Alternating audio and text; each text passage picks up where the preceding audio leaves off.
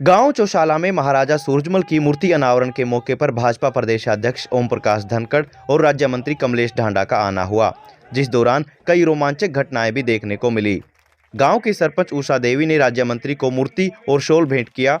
जब गांव की तरफ से सामुदायिक भवन यानी कम्युनिटी सेंटर की मांग रखी गई तो उस पर राज्य मंत्री कमलेश का क्या जवाब था, सुनिए। ज्यादा न बोलते हुए आज भाई महिपाल चौशाला जी ने जो एक डिमांड करी है कम्युनिटी सेंटर की, पहले भी जब मैं आई तो कई बार कई लोगों की यह डिमांड थी, तो मैं आपको कहना चाहूंगी मैं जितना भी होगा अपनी तरफ से इस मांग को पूरा करने का काम करूंगी।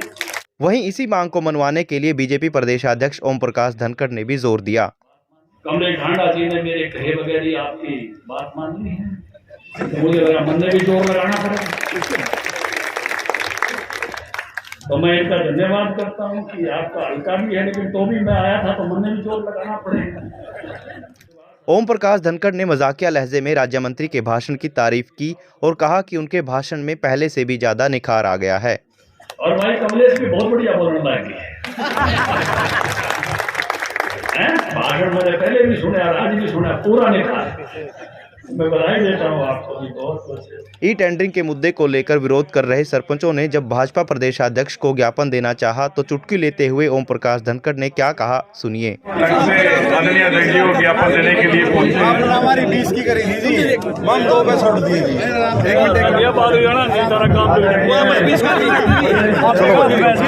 आगामी बजट सेशन और नगर निकाय चुनाव को लेकर भी ओम प्रकाश धनखड़ ने मीडिया से बातचीत की। महाराज सूरजमल जी की प्रतिमा अपने निवास पर लगाई है, उसके अनावरण के लिए गृह प्रवेश पे आया था और ऐसी भावना के लिए मैं उनका अभिनंदन करता हूँ।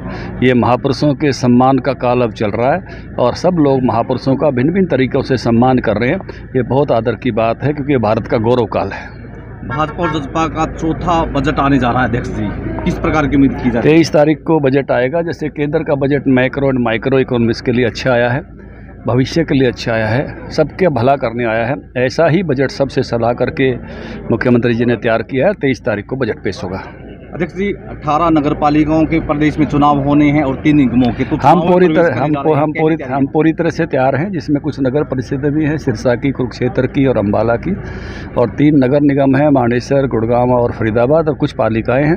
तो अच्छा चुनाव के परिणाम आएंगे। पहले भी चाहे पंचायती राज हो, नगर पालिका, नगर परिषद हो, चुनाव हमारे पक्ष में रहे हैं और हम तैयारी के साथ हैं। हमारी संस्थाओं को, दुनिया की सब संस्थाएं अपने देशों को मजबूत करती हैं, अपने देश की मजबूत इकोनॉमी को मजबूत करती हैं। हमारे देश के सेठों के खिलाफ अमेरिकी जैसी एजेंसियां कुछ कागज निकालती हैं, लेकिन दुर्भाग्य की बात यह है कि हमारे देश के विपक्ष के लोग उन विदेशी पत्तों को जो हमारे देश की शान को कहीं कम करने के लिए उठाए जाते हैं, हमारी संसद में उठाते हैं।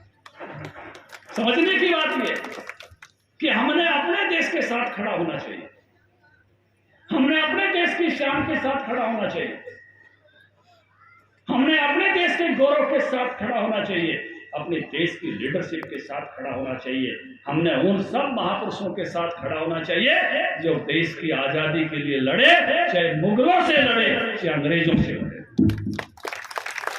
लेकिन भाई ये कांग्रेस पार्टी तो सदा से ऐसी है। क्या इन्होंने सुभाष का आदर किया था? क्या आजाद हिंद फौज के 26,000 लोग बलिदान में उनका आदर किया था?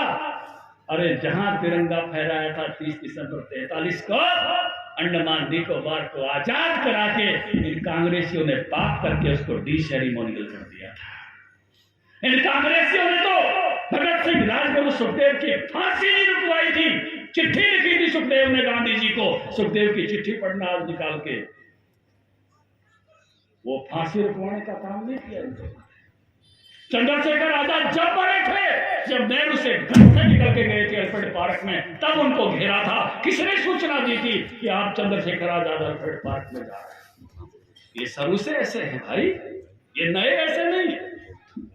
इन्होंने तो ऐसा देश बनाने की कोशिश की कि इंदिरा गांधी एयरपोर्ट से चढ़ जाओ, राजीव गांधी एयरपोर्ट से उतर जाओ।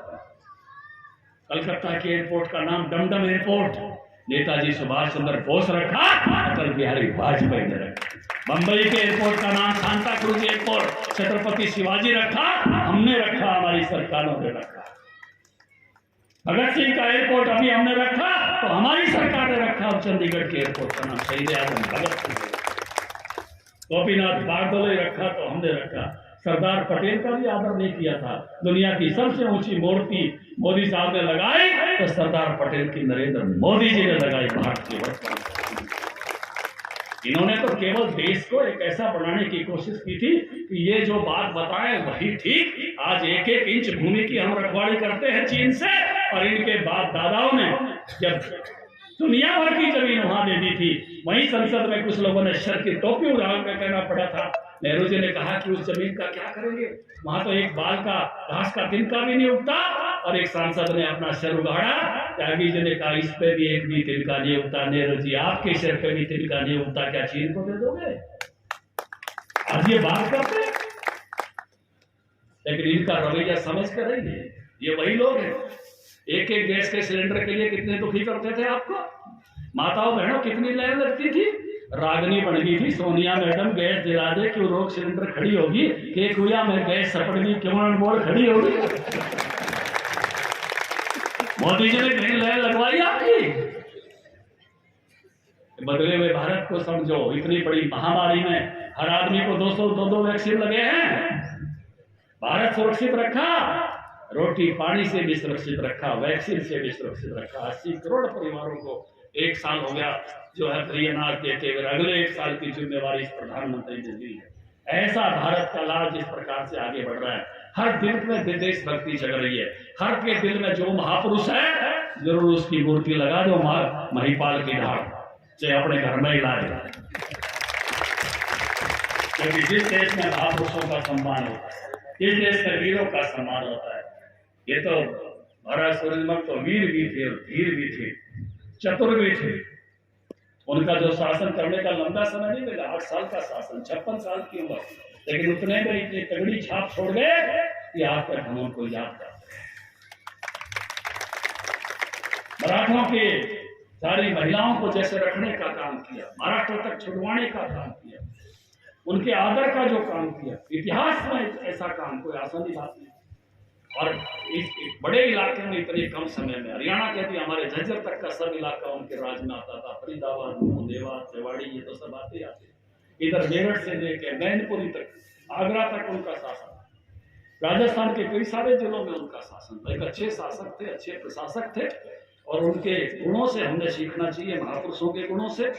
मैं आभारी हूँ, कमलेश ढांडा जी ने मेरे कहे बगैर ही आपकी बात मान ली है। मुझे लगा मन में भी जोर लगाना पड़ेगा, तो मैं इनका धन्यवाद करता हूँ कि आपका हल्का भी है, लेकिन तो भी मैं आया था तो मन में भी जोर लगाना पड़ेगा। अशोक गुज्जर जी भी, राजू मोर जी भी, दीपक शर्मा जी, दिनेश जी, सुरेश रवीश भाई हमारे युवा मोर्चा के बहुत ही अच्छा काम करते हैं। राहुल राणा जी वो भी पधारे, सुभाष हजवाना जी भी, अरविंदर जी भी, योगेश शर्मा भी, अनीता चौधरी भी, राव सुरेंद्र सिंह जी भी। उनका जन्मदिन है भाई 19 को, अभी से बधाई है इनकी। और भाई कमलेश भी बहुत बढ़िया बोलने लगे हैं। भाषण मैंने पहले भी सुना, आज भी सुना, पूरा नहीं था। मैं बधाई देता हूँ आपको भी बहुत बहुत। अंजय शर्मा जी, अजीत चहल जी, बलविंदर जी, दिलबाग जी, उषा देवी जो सरपंच है वर्तमान, और भाई बालू खाप के प्रधान रामचंद्र जी, माण खाप के धूप सिंह जी, और सारण खाप के प्रधान साधु राम जी, और भाई चौवन ऋषि की भूमि पर जो पहुंचने का मौका मिला है। चौवन ऋषि की बहुत जगह अपने हरियाणा मानता है, डोसी का पहाड़ पे भी चौवन ऋषि की मानता है। कलावड़ वाले मलिक भी कहते हैं कि हमारा गांव चौवन ऋषि की भूमि है, और आज अड़े भी चौवन ऋषि की भूमि पर मैं हूँ।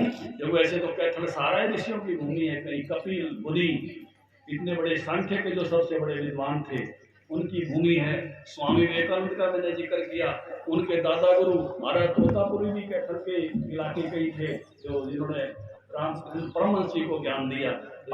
ऋषि बाबा लताड़ा, बिल्कुल ठीक कह रहे हैं। तो ऐसे महापुरुषों की भूमि पर आप सबके दर्शन करने का, आपसे मिलने का जो मौका भाई महिपाल ने दिया, मैं बहुत बहुत इसकी बड़ाई और प्रशंसा करता हूँ। और आप सबको भी आग्रह करता हूँ कि देखिए ये वक्त है जब महापुरुषों के सम्मान का दौर चला है।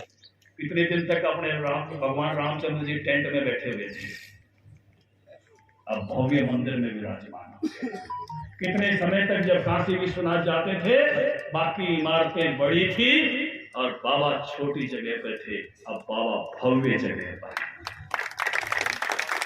महाकाल का स्वरूप बदला है, केदारनाथ का स्वरूप बदला है, सब जगह हमारे देवस्थानों का स्वरूप बदल रहा है। आजादी के दीवानों का, आजादी के लिए लड़ने वालों का सम्मान बढ़ रहा है। ये भारत के गौरव का काल है। इस गौरव के काल में हर किसी को हिस्सेदार बनना चाहिए और गौरवपूर्ण ऐसे महापुरुषों की मूर्तियां और चित्र लगाने चाहिए। और मैं इसलिए मैं आप सबसे भी आग्रह करता हूं और पुणे भाई महिपाल को बहुत बहुत बधाई देता हूं इस गौरवपूर्ण काम के लिए कि हमको बुला के हम सबका गौरव आपने बढ़ाया है और सब लोगों का गौरव भी बढ़ाया है। आप सबको बहुत बहुत आभार, धन्यवाद। इतनी धूप में भी बैठ के आपने मेरी बात ध्यान पूर्वक सुनी।